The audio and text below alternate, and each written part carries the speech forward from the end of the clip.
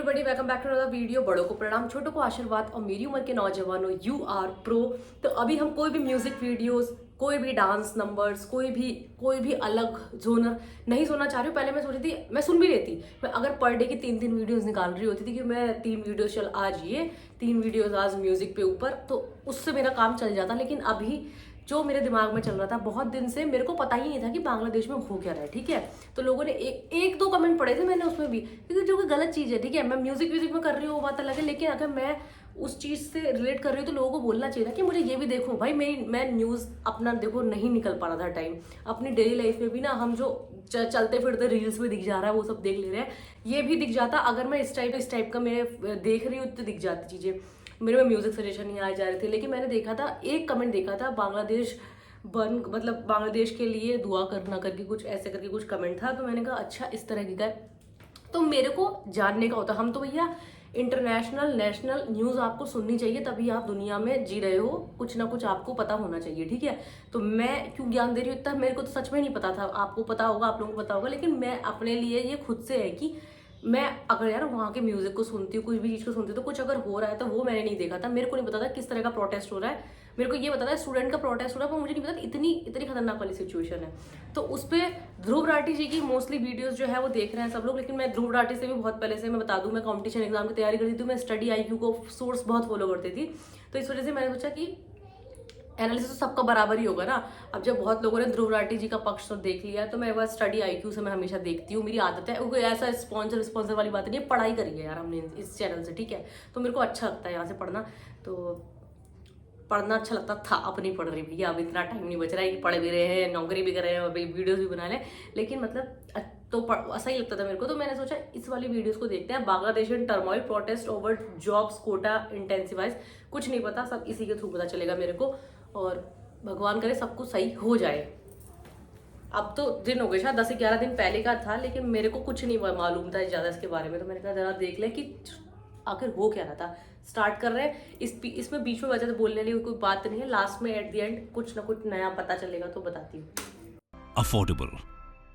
नमस्कार दोस्तों बांग्लादेश के अंदर जो प्रोटेस्ट चल रहा था कई हफ्तों से, ये बहुत ज़्यादा हिंसक मोड़ लेता जा रहा है। क्योंकि मैं आपको बता दूं, बांग्लादेश के अंदर जो स्टूडेंट्स प्रोटेस्ट कर रहे हैं, उन्होंने गवर्नमेंट बिल्डिंग्स को जलाना स्टार्ट कर दिया है। और अभी तक जब मैं वीडियो रिकॉर्ड कर रहा हूं तो समझिए कम से कम 39 लोगों की मृत्यु हो चुकी है। ये खबर आप देख सकते हो, Bangladesh violence, at least 39 killed, protesters burn several government buildings. और इसी के बारे में हम डिटेल से चर्चा करेंगे कि एग्जैक्टली हो क्या रहा है, बांग्लादेश के अंदर स्टूडेंट्स क्यों प्रोटेस्ट कर रहे हैं, यहाँ पर कोटा सिस्टम को लेकर क्या बातचीत चल रही है। आपको काफी कुछ जानने को मिलेगा। चलिए आगे बढ़ते हैं, लेकिन उससे पहले मैं आप सबको एक और चीज बता दूं कि आप में से जो भी लोग 2025 की यूपीएससी की तैयारी कर रहे हैं, हम जितने भी एमसीक्यूज हैं उसको भी आप अटेम्प्ट कर पाएंगे। चलिए शुरुआत करते हैं और सबसे पहले ये देखते हैं कि एग्जैक्टली चल क्या रहा है। देखिए, जैसा कि मैं आपको बता रहा था कि जो स्टूडेंट्स हैं वो कोटा सिस्टम को लेकर प्रोटेस्ट कर रहे हैं, क्योंकि इस बांग्लादेश के अंदर गवर्नमेंट जॉब्स के अंदर पहले कोटा सिस्टम हुआ करता था, जिसको शेख हसीना की सरकार ने स्क्रैप भी कर दिया था। लेकिन हाई कोर्ट का कुछ जजमेंट आया, वो सब मैं आपको डिटेल में आगे बताऊंगा। इसको देखते हुए जो स्टूडेंट्स हैं वो लगातार प्रोटेस्ट कर रहे थे और ये वॉयलेंस में कन्वर्ट हो गया है। और इसकी वजह से अभी तक कम से कम 39 लोगों की मृत्यु हुई है और कम से कम 2500 से ज्यादा लोग इंजर्ड हुए हैं। तो ये संख्या जो है वो लगातार बढ़ती जा रही है। और मैं आपको बता दूं, इसको शांत करने के लिए जो शेख हसीना है, प्राइम मिनिस्टर बांग्लादेश की, उन्होंने वहां की जो ब्रॉडकास्टर है, जो स्टेट ब्रॉडकास्टर है, जैसे भारत के अंदर आपने देखा होगा डीडी नेशनल, वैसे ही वहां पर है बांग्लादेश टीवी, तो वहां पर उसके माध्यम से लोगों को शांत कर रही थी कि आप प्लीज वॉयलेंस ना करिए। लेकिन लोग और ज्यादा हिंसा में बदल गए और इसकी वजह से आप देख सकते हो वहां का जो स्टेट ब्रॉडकास्टर है बांग्लादेश टीवी, उसके हेडक्वार्टर को ढाका में जो उसका बिल्डिंग है उसके सामने बहुत सारी गाड़ियां भी थी, उन सभी को यहां पर जला दिया है। तो लगातार वॉयलेंस देखने को मिल रहा है। और ये सिर्फ मैं ढाका की बात नहीं कर रहा हूं, बांग्लादेश के बहुत सारे शहरों में इस तरह की हिंसा देखने को मिल रही है। यहां पर हंड्रेड्स ऑफ यूनिवर्सिटी स्टूडेंट्स लगातार प्रोटेस्ट कर रहे हैं, वॉयलेंस क्रिएट कर रहे हैं। साथ ही साथ आप देख सकते हैं उनका प्रोटेस्ट करने का एक जो मेन मकसद है वो यही है कि जो रिजर्वेशन सिस्टम है पब्लिक सेक्टर के अंदर, पब्लिक सेक्टर जो जॉब्स होती हैं उसके अंदर जो रिजर्वेशन सिस्टम है, जो पहले, इनफैक्ट मैं आपको बता दूं कि पाकिस्तान पाकिस्तान से अलग जब हुआ था बांग्लादेश, तो उस समय के जो वॉर हीरोज हैं उनके भी रिलेटिव्स को ये रिजर्वेशन सिस्टम दिया जाता था, उनको कोटा दिया जाता था। तो वो सब कुछ सही पूरी बात, तरह बहुत से बहुत ये तो बहुत ज़रूरी चीज़ है कि कोटे तो सच में बंद हो जाने चाहिए। ये बांग्लादेश के स्टूडेंट बेचार आवाज़ उठा रहे हैं, लेकिन इंडिया में भी हमारा नया ईडब्ल्यूएस कोटा भी लगा था कि चलो सब SC ST OBC चल रहा है तो उसके बाद ईडब्ल्यूएस कोटा लगा लो कि ठीक है, जिनकी एनुअल इनकम इससे कम जा रही है तो जनरल कैटेगरी के साथ कुछ नहीं हो पा रहा तो एक नया ईडब्ल्यूएस कोटा दे दो। क्या होगा इन सब से? पता है, जो हमारी स्किल है ना यहाँ तक पहुँचने की, वहाँ तक पहुँचने की, पहली बात तो हमारे पे जॉब जनरेट ज़्यादा करनी चाहिए, ठीक है, तो इतनी ज़रूरत ना पड़ेगी, ठीक है, हर कोई इंसान मिल रहा है, लेकिन ठीक है जितनी भी है तो उसमें कोटा सिस्टम तो बिल्कुल भी नहीं होना चाहिए उससे तो, क्योंकि पॉइंट से रुकता है इंसान, 0.25 0.1 0.2 इतने फ़र्क से एक नौकरी, एक किसी की लाइफ चेंज हो सकती है, ठीक है। तो भैया हम तो खुद कंपटीशन एग्जाम दे के आए, तो हम तो मेरिट के बेसिस पर होना चाहिए। तो खैर सबसे पहला क्वेश्चन ये आता है कि किस वजह से ये बांग्लादेश का प्रोटेस्ट स्टार्ट हुआ। देखो मैं आपको बताता हूं, 2018 के पहले अगर आप देखोगे तो बांग्लादेश के अंदर जो पब्लिक सेक्टर जॉब्स है, जो गवर्नमेंट जॉब्स है, उसके अंदर रिजर्वेशन सिस्टम चलता था इसलिए मैं कह रहा हूं क्योंकि 2018 में जो शेख हसीना की सरकार है, प्राइम मिनिस्टर, उन्होंने इस पूरे सिस्टम को स्क्रैप कर दिया, खत्म कर दिया और कहा कि 100% जो यहां पर जॉब्स दी जाएगी वो मेरिट के बेसिस पर दी जाएगी। लेकिन हुआ क्या, पिछले महीने बांग्लादेश की जो हाई कोर्ट है उन्होंने इसको स्क्रैप कर दिया। मतलब बांग्लादेश की सरकार का जो निर्णय था कि ये जो कोटा सिस्टम को हटाया जाएगा उसको वापस से रीस्टोर कर दिया, जिसकी वजह से स्टूडेंट्स कम्युनिटी में बहुत ज़्यादा एक तरह से प्रोटेस्ट करना, वायलेंस करना, इस तरह से लगातार वो कर रहे थे। लेकिन यहाँ पर क्या है कि बांग्लादेश की सरकार ने हाई कोर्ट के फैसले को चैलेंज किया सुप्रीम कोर्ट में, और सुप्रीम कोर्ट ने अभी के लिए क्या किया है, हाई कोर्ट का जो फैसला था उसको सस्पेंड कर दिया है और कहा है कि अभी हाई कोर्ट का फैसला मान्य नहीं होगा और इसको लेकर फर्दर सुनवाई चलेगी 7 अगस्त से। तो अभी के लिए क्या है कि जो सिस्टम 2018 के बाद से चल रहा था कि कोटा नहीं रहेगा, वो अभी भी चल रहा है। लेकिन क्या है कि स्टूडेंट्स के अंदर कहीं ना कहीं एक फियर आ गया है, डर आ गया है कि ये कोटा सिस्टम को वापस लाया जाएगा, और इसलिए वो यहाँ पर शेख हसीना से डायरेक्टली मुलाकात करना चाहते थे, बातचीत करना चाहते थे, लेकिन शेख हसीना ने उनसे मिलने से मना कर दिया, जिसकी वजह से जो डेमोन्स्ट्रेटर्स हैं वो और ज़्यादा हिंसा में कन्वर्ट हो गए, वो और ज़्यादा प्रोटेस्ट करने लगे। इनफैक्ट मैं आपको बता दूं, उनकी जो पार्टी है शेख हसीना की, अवामी लीग पार्टी, उनकी जो स्टूडेंट विंग है और साथ ही साथ जो प्रोटेस्टर्स क्लैश कर रहे थे, उनके बीच में काफ़ी ज़्यादा भिड़ंत हो गया, जिसकी वजह से पुलिस को rubber bullets, tear gas, noise grenades, इस तरह से लोगों को शांत कराना पड़ा। लेकिन यहाँ पर चीज़ें शांत नहीं हुई, लगातार ये बढ़ती जा रही थी। इनफैक्ट आप देख सकते हो ढाका के अंदर, बांग्लादेश की जो कैपिटल है, वहाँ पर मेट्रो रेल को रोकना पड़ा।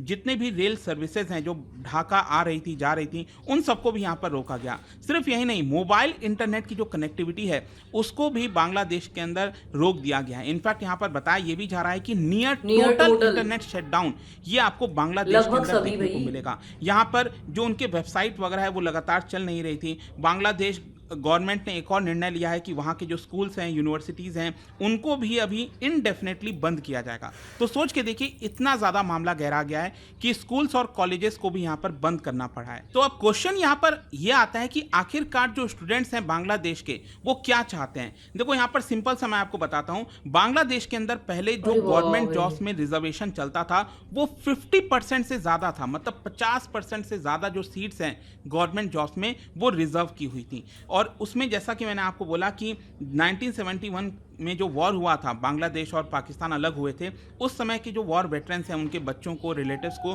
ये कोटा के अंदर इंक्लूड किया जाता था। लेकिन जो स्टूडेंट्स हैं वो चाहते हैं कि इस पूरे कोटा सिस्टम को ख़त्म किया जाए। तो क्वेश्चन ये है कि आखिरकार ये कोटा सिस्टम है क्या। देखो 1972 से लेकर अभी तक अगर आप देखेंगे तो बांग्लादेश के अंदर जो कोटा सिस्टम है वो कई बार चेंज हुआ है। लेकिन यहाँ पर मैं आपको बता दूँ, जो एक मूलभूत चीज़ें रही हैं वो ये है कि इस सिस्टम के तहत जो फ्रीडम फाइटर्स की फैमिलीज़ हैं, जो महिलाएं हैं, और साथ ही साथ बांग्लादेश में जो अंडर डेवलप्ड डिस्ट्रिक्ट्स हैं, उन सभी को 10-10% कोटा अलग अलग दिया जाता था। इसके अलावा यहाँ पर जो इंडिजिनियस कम्युनिटीज़ है बांग्लादेश के अंदर उनको 5% रिजर्वेशन दिया जाता था। यहाँ पर जो डिसेबल्ड पर्सन हैं उनके लिए 1% कोटा दिया जाता था। तो टोटल मिलाकर मतलब इस तरह से कई सारे कोटा दिए जाते थे। तो 2018 के पहले तक अगर आप देखोगे तो लगभग 56% जो सीट्स हैं वो एक्चुअली रिजर्व की हुई थी बांग्लादेश के अंदर। तो यहाँ पर जो प्रोटेस्टर्स हैं, जो स्टूडेंट्स हैं, उनको डर ये है कि क्या ये जो सिस्टम है कोटा का क्या वापस बांग्लादेश के अंदर आएगा, बिकॉज ऑफ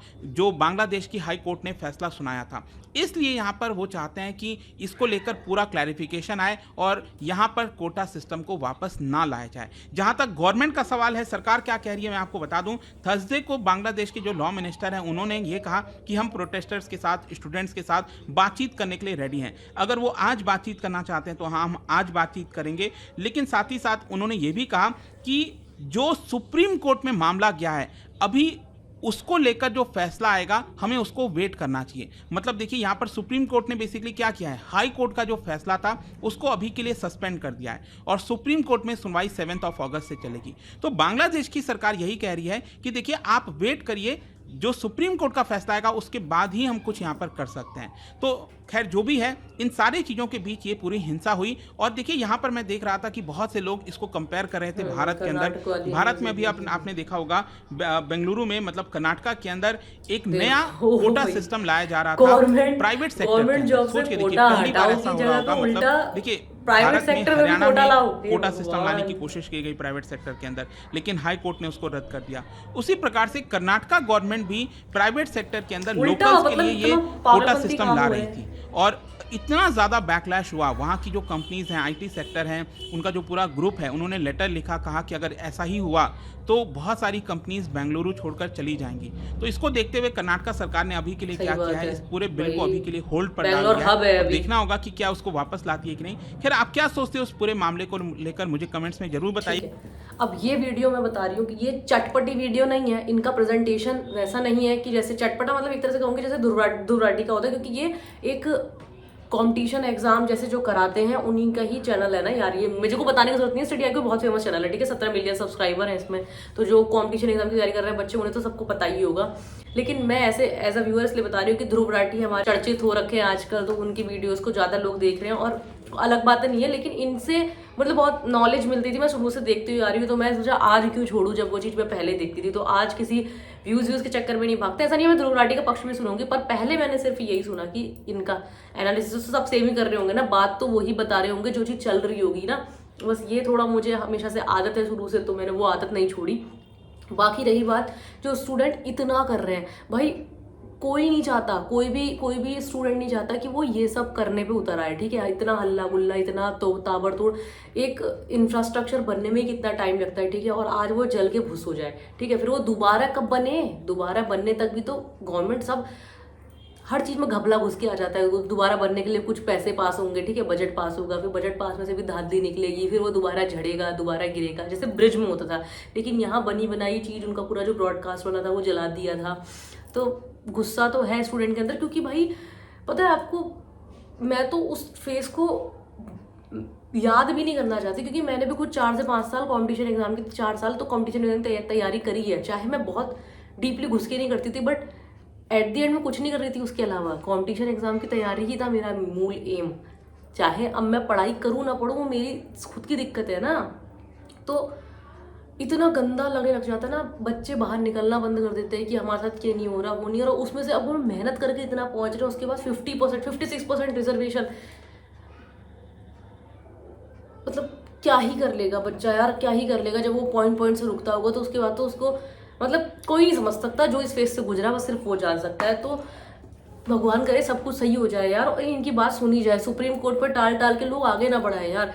कुछ तो करना ही पड़ेगा यार। टैक्स देने के मामले में इंसान हर जगह आगे बढ़ जाता है, हमारे यहाँ भी टैक्स दो, ये दो वो दो, तो फैसिलिटीज तो दो, जॉब तो प्रोवाइड करो, चीज़ें तो हटाओ ना। चीज़ें अगर डेवलपमेंट की तरफ जाओगे तो कोई भी देश ऐसा जलने मरने को तैयार नहीं होगा, किसी भी देश के लोग, कोई भी नहीं चाहता, सब आराम से जीना चाहते हैं, सब फैसिलिटीज़ में रहना चाहते हैं, ठीक है।